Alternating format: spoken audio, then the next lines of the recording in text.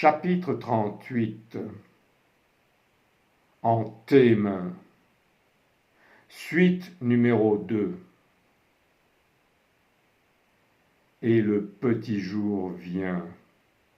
Les maîtres des servants, les scribes et les anciens se sont réunis chez Caïphe, le grand maître des servants, pour mettre en accusation Jésus qui se tient debout, les mains liées devant tout le Sanhédrin.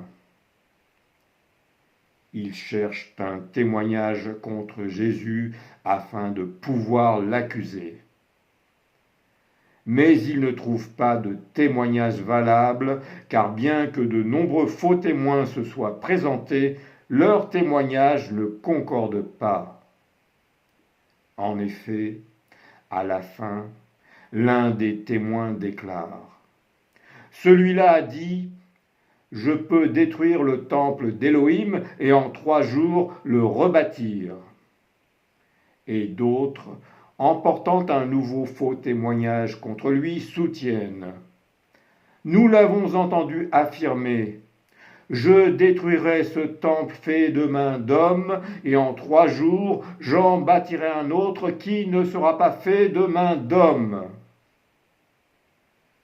Mais bien que ces derniers témoignages ne s'accordent pas plus entre eux que les précédents, le grand maître des servants se lève au milieu de l'assemblée et interroge Jésus de cette façon : « Tu ne réponds rien.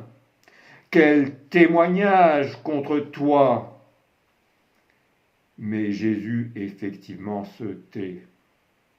Alors de l'assemblée des voix s'élèvent : « Si tu es le Messie, dis-le nous !»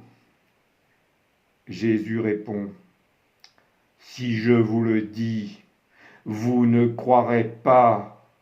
Et si je vous interrogeais, vous ne répondriez pas. » Aussi, tous lui demandent : « Toi, tu es donc le Fils d'Élohim ? »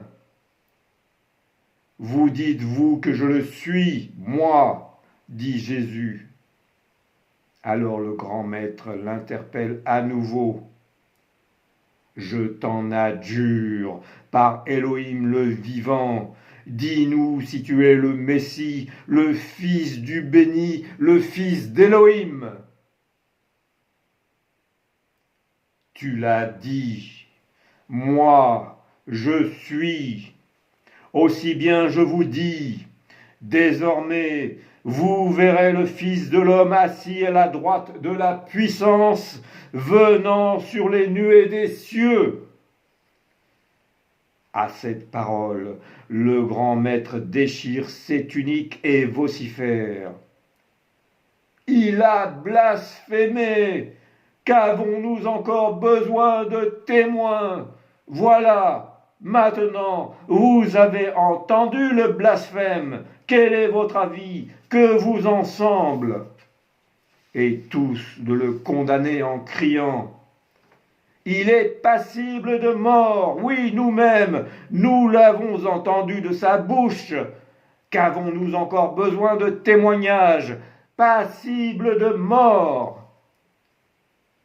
Puis ils viennent lui cracher au visage en l'outrageant. Ils lui recouvrent le visage d'un voile, le giflent et disent : « Fais l'inspiré prophète, qui t'a frappé ?» Et ils profèrent contre lui de nombreux autres blasphèmes. Les gardes, quant à eux, le reçoivent en le frappant de gifles et de coups. Un peu plus tard, dans la matinée, tous les maîtres des servants et les anciens du peuple tiennent conseil contre Jésus pour le faire mettre à mort. Puis ils se concertent rapidement avec les scribes et tout le Sanhédrin. S'étant mis d'accord, ils font ligoter Jésus et toute l'assemblée se lève pour le conduire au prétoire et le livrer à Pilate, gouverneur et procurateur. À ce moment, Judas, celui qui l'a livré, voyant que Jésus est condamné et pris de remords. Il rapporte les 30 sicles d'argent aux maîtres des servants et aux anciens qui se tiennent dans le temple en disant : « J'ai fauté, j'ai livré un sang innocent. » « Qu'est-ce cela pour nous ? Répondent-ils. Examine cela toi-même. » À cette réponse, Judas lance les pièces d'argent dans le sanctuaire et se retirant, il s'en va pour se pendre.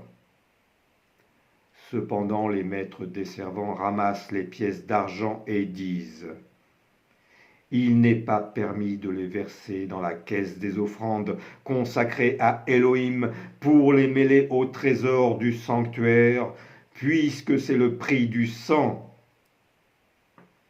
Plus tard, ils tiendront conseil et achèteront le champ du potier pour la sépulture des étrangers.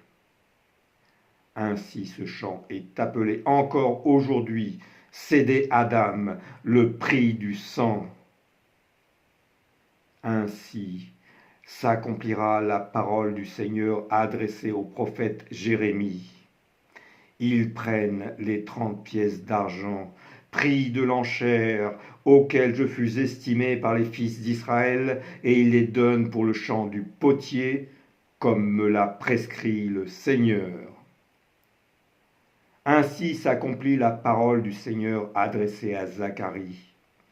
De fait, ils payèrent mon salaire, 30 sicles d'argent. Le Seigneur me dit : jette-le aux fondeurs, ce bon prix auquel je fus estimé par eux. Je pris les 30 sicles d'argent et les jetai au potier dans la maison du Seigneur.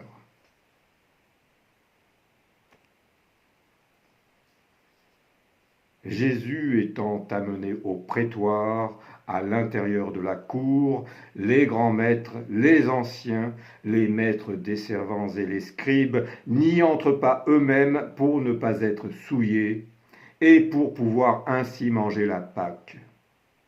Pilate sort donc leur parler pour leur demander : « De quoi accusez-vous cet homme ?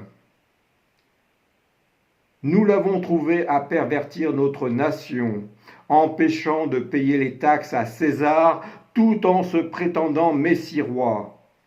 Si celui-là n'avait pas mal agi, nous ne vous l'aurions pas livré.